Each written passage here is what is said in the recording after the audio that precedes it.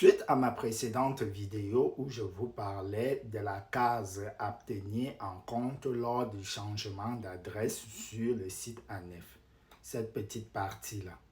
Ce que je voulais vous dire dans cette vidéo, c'est que lorsque vous changez d'adresse sur ANEF pour le fait d'avoir déménagé, juste vous quittez cette ville où vous allez dans une autre ville, et ainsi de suite, peu importe la situation du changement d'adresse.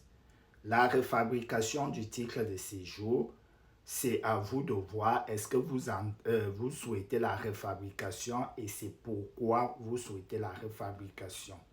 Il est très primordial si vous souhaitez la refabrication et que vous allez effectuer le changement d'adresse auprès de toute l'administration, surtout au niveau du permis de conduire. Par exemple, vous avez perdu votre permis de conduire. Sachez que si vous n'êtes plus à la bonne adresse où vous avez obtenu le permis de conduire, lors de ce changement-là, il faut aussi demander la refabrication du titre de séjour pour qu'il y ait la bonne adresse du logement pour qu'on puisse vous faire le duplicata. Ceci s'appliquait aussi au niveau de la nationalité française.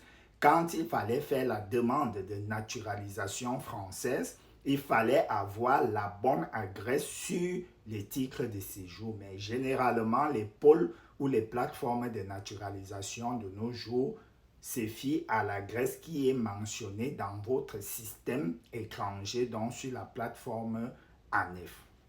Donc, en gros, si vous souhaitez changer juste l'adresse et que vous ne voulez pas payer les 200 et poussières d'euros de plus quand vous n'avez pas d'autre chose à faire avec votre titre où on vous exige la bonne adresse, cochez non.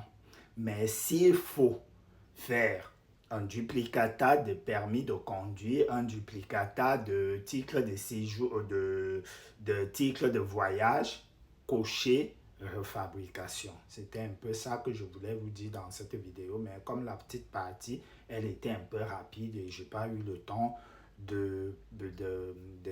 d'être un peu plus clair. Voilà, c'était ça.